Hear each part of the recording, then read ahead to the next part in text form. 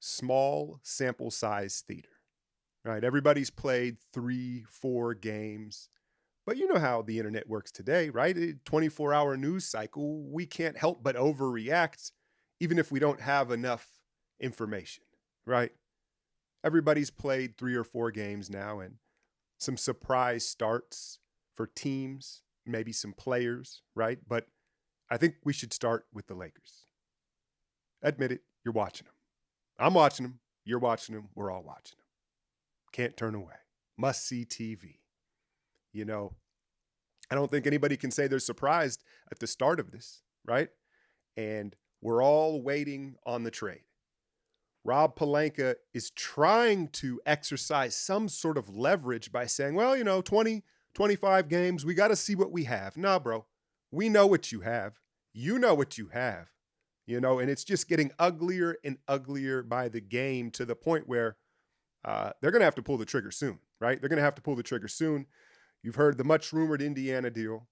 Utah still in the mix. They have a very deep team of interesting players that could help them, right? But you want to know the truth of the matter. The reality is, you look at AD and where he's at right now as a player at 29 years old.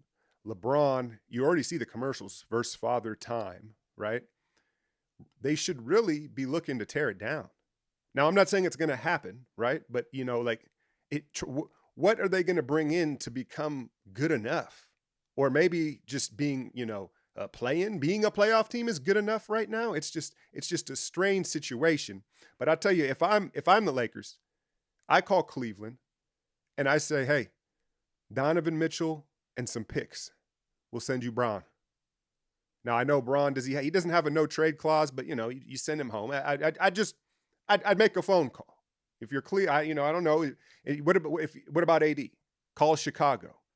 Hey, we want Pat Williams and give us Caruso and Lonzo back. Hell, Lonzo might not even play. Anyway. I'm just saying they may want to go the other way and tear it down. And again, it's a sticky situation with Clutch, LeBron, and all that. But I just don't know what move puts them where they need to be. But hey, I'm enjoying it. Right? It's tough. I actually feel bad for Russ, though. It's become too much. Like, I don't feel bad for his on-court play, but he's going to have to leave home. You know what I mean? Like, it's tough. It's tough, right? And so, Lakers, first team here, 0-3. I don't think anybody's surprised. On the other end of that spectrum, a team that just beat them, the Portland Trailblazers, are 4-0. I think they're the only 4-0 team in the league right now, right? And a lot of people had written them off. I'm not going to act like I thought they was going to be better or good, right? I was concerned with that abdominal surgery and, what he was going to look like. But a lot of people thought they were kind of floundering in mediocrity with the moves they made, and they needed to pick a direction. They jump out to a hot start. Now, I don't want to rain on their parade because there are some things to be excited about if you're a Blazers fan, but you also got to keep it a buck. They could very well be 1-3 right now. There was some hot shooting variance and some late game heroics that enabled them to get off to this 4-0 start. But the reality is they're 4-0. They're going to come back down to earth. And it's not typical. Usually Portland gets off to a slow start, right? So for them to get off to a hot start. But the positives are Dame looks like Dame, right? Anthony Simons looks like he's ready to replace CJ McCollum, if not be better. You wish he'd be a better defender, right? How many times can we say about a player, well, he's got the tools to defend, right? He's long, he's bouncy, he's young, he doesn't defend. But he can put the ball in the bucket, as you saw last night, right? He got hot. Jeremy Grant is obviously as advertised. They knew that, so they've got to remain healthy. It's not like they have a ton of depth, but have you seen Shaedon Sharpe? Talking about surprises. The unknown man from this draft, it looks like Mike Schmitz has got him one. He looks like the steal of the draft, right? Never played at Kentucky, the 7th pick. What's so impressive about him is you see the length and the bounce, right? Pull up, jump shooter, smooth, but it's his efficiency. He's doing it with not a lot of opportunity, but super efficient. He just looks like a ball player. So I think that's probably the most exciting thing if you're a Blazers fan. You have to be cautiously optimistic and acknowledge this record. They're not going to sit atop the West for long, right? But it doesn't hurt to get off to a good start. And if Dame's going to be, have a I'm not done yet campaign here, then yeah, they're going to be definitely contending for a playoff spot. But yeah, that's a surprise. How about the Utah Jazz though? That's the team that I wanted to talk about, and I think the most shocking team in this young season, right? So Danny Ainge ships out Donovan, Rudy, obviously, and everybody's on the table, right? They shipped out Bogdanovich as well. You hear the Lakers probably going to take some of these players right now. But as of right now, it's like, well, what's going on? What's going on? I think one thing is a team like that has an advantage built in the first couple weeks of the season because no one takes them serious, right? They have the advantage of surprise, the element of surprise. So there's that little bit of element, but I don't want to take credit away from what they're doing. They bring in Will Hardy, Celtics assistant coach. And if you listen to people about Will Hardy, he was really the brains of the operation under Udo as far as like X's and O's, and they relied a lot on him schematically. He's a coachy coach, young guy, came up from the grassroots, like worked all his way all the way up. There's a difference. A player's coach, a former player, right? These guys are kind of learning on the fly. You think Steve Nash, right? He just gets the position. This guy's had to work every step of the way, so he knows all the ins and outs of coaching. And so his strength is going to be his scheme, his ability to coach X's and O's and teach execution. What do you need for a young coach for that to work, to excel? You need a bunch of role players, right? You need guys without egos. And you look at this Utah roster, and they're kind of rejects. And I don't mean that like, there's no way to not mean that like slander, right? But players that teams have given up on. There's a lot of guys in Utah like that. So they've already got that burden, but none of them are stars. None of them have like an ego, get out of my way type of thing. So he's going to get buy-in. And therefore, it's going to accentuate his skill set as a coach. They're all ball movers. They're 10 deep. It's like coaching a high school team. And I think that, again, will shine a strength to what he can bring to the table right now as a young coach. All ball movers. I know you say, well, what about Jordan Clarkson? But have you watched Clarkson these first couple games here? I think Clarkson sat behind Donovan Mitchell for a couple years and was just like, I can do that. Like an inefficient scorer who doesn't defend, that's me. No, but I think that he's at a point in his career where maybe the scoring doesn't infatuate him as much, and he's probably out to prove that he can do more than that, and probably advertising himself to get up out of there. Let's keep it real, right? But Lauri Markkanen, he's been waiting all his life to show he's a top dog. Nah, man, he's gonna be a fun story. Look, someone's gonna score 20 a game for him, and so why not him? They spread the floor. They all have shooting, and so yeah, I think this is very real for Utah in the sense of they're not going to be someone you can roll over. Utah already has a built-in home court advantage with the altitude and just a ruckus fan base, right? But now you've got a 10-deep roster that's going to play hard with the chip on her shoulder and a really good coach that knows how to get the best out of them. They're going to steal wins all year. I'm not saying they're going to make the playoffs or even the play-in. They're going to steal wins all year, unless, however, Danny Ainge blows it up even more. Like what? Who can he bring in to be the tank commander for Utah, right? You already saw, the best tweet I saw was Will Hardy's on the hot seat, right? What is he doing messing around winning 3 in a row? They lost last night to Houston, scheduled loss kind of after a back-to-back overtime game, and they still competed till the last second. So Utah, man, I think that's impressive. Let's move over to the East. The Orlando Magic, have you been watching them? Paolo Banchero. Look, they're 0-4, but it's kind of like the opposite of Portland here. If you've watched their games, they've been pretty competitive. New York got them pretty good the other night, but they hung in with Boston. They've hung in with everybody. They don't have the guards. You got Franz Wagner playing point forward for him right now because Fultz is hurt. I told you Suggs hurt already, right? But, I'm tuning in for these young guys.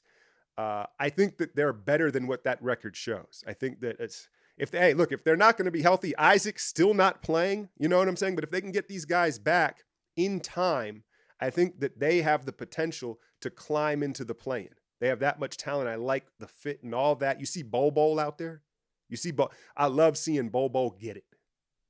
I think what happened with Bol Bol was it took for him to almost be out of the league to realize, like, hey, I got to play hard. I don't think Bol Bol knew what playing hard meant when you watched him in Denver and in the G League. He just coasted, he cruised, you know what I'm saying? And now you watch him out there and he's actually given an effort. He's playing hard in his minutes on the floor.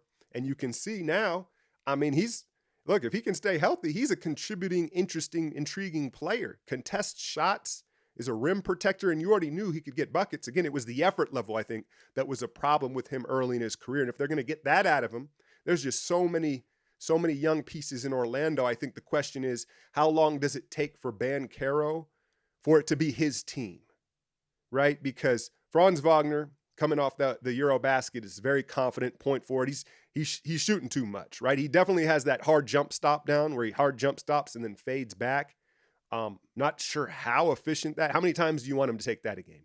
But again, they're missing their guards. Wendell Carter, hasn't seen a shot he doesn't like. So then you got Terrence Ross out there. He's the vet. So again, I think early, at least in the season, you're going to see these late game scenarios where you're like, why isn't the ball in Banchero's hands? They don't really have a pecking order yet. So I'm looking for them to establish that. Hopefully the first 20, they can figure it out that this needs to be Banchero's team, right? The other team in the East, look, Philly, out of shape, a lot of new pieces. They are where they are right now, right? Again, but the Heat are 1-3, and you could simply point to the schedule and say, well, they played Toronto twice, Boston, Chicago. Chicago's looking better than expected, right? And you say, well, Miami typically is a slow starting team, right? It usually takes them 20 games to get going. And so you could simply say that, and I'll buy it too. I would point out Kyle Lowry is shooting 28% from three-point range, 28% from the field. He's looking, at some point here, and I think that's the problem with Miami is you say, hey, well, I guess if we were healthy last year, we would have beat Boston. Okay, maybe, but how are they better this year? I'm not buying the development of Max Strus and Gabe Vincent. They are what they are. They're solid role players, right? Jimmy, one year older. Kyle, 1 year older. Hero, is he going to take another step? I don't know. I think you have to point the finger at Bam Adebayo. Disappointing year last year. Vucevic ate his groceries on opening night. Like that's the path for them to become what they want to be. And I don't know if that's going to happen. I don't know if he's hit a ceiling offensively, or within this system. So, yeah, I mean, I guess that's it as far as a couple of these surprises. Leave down in the comments if you have some surprise players or a team that you want me to cover as far as these. We need at least 20 games, right? But hey, we also I got to make videos. I got to talk about stuff, right? So those are my thoughts on a couple of the surprising early starts. Is there any players that look crazy? De'Aaron Fox. Let me shout out De'Aaron Fox. I saw someone said talk about the Kings, and Warriors played them the other night. And I'll cop a plea here. I'm not a De'Aaron Fox believer. I know people have kept their stock in Fox, but I don't know, man. I don't know. We've seen that story so many times. The athletic guard that just doesn't learn pace or has a jump shot, right? And you watch at this, what is he, 24, 25 now? You can see he's strong enough now. He's not a power guard, but he's strong enough. And what you're seeing now is he's just playing with much better pace. Comes down the court, is able to change gears. And then instead, he used to come 100 miles per hour into the paint, right? And if he couldn't get something off like right away, it would basically be a bad shot. And now what you're seeing him do is come down, slow down, turn his back to the basket, and he's got a little fadeaway kind of guard post-up game. And I think that's going to make him a lot more efficient. And then he's taking the Ja Morant route from three-point range. Again, this is early. Hopefully this is sustainable if you're a Kings fan, right? But he seems to be only taking the feet set open threes. He's not coming down off the bounce, and that's where he's going to get really inefficient. And so it looks like he's figuring things out as he's learning to play with pace, and he's got his man body, if you will. Pause. But yeah, so I'll shout out De'Aaron Fox, and I think the Kings, they've had some tough losses, but all in all, contextually, well, I won't say that, man. I got to tell you that Kevin Huerter deal, Kings Kevin, can you have Herter and Sabonis on the floor at the same time? Y'all gonna have to score a buck 40 every night. So I don't that's the move, the Herter move, the red velvet. I don't know. They got bamboozled. Atlanta was just trying to dump salary and they got a first round pick. I don't like that fit with them. I don't think you could start. They'd have been better off with a Fox DiVincenzo backcourt than Herter if they were going to do that. So I don't know. Keegan Murray looks really good. Hey, and if Fox is going to take that step into superstardom, then they'll be all right. Hit that like, share, and subscribe. I'm out, y'all.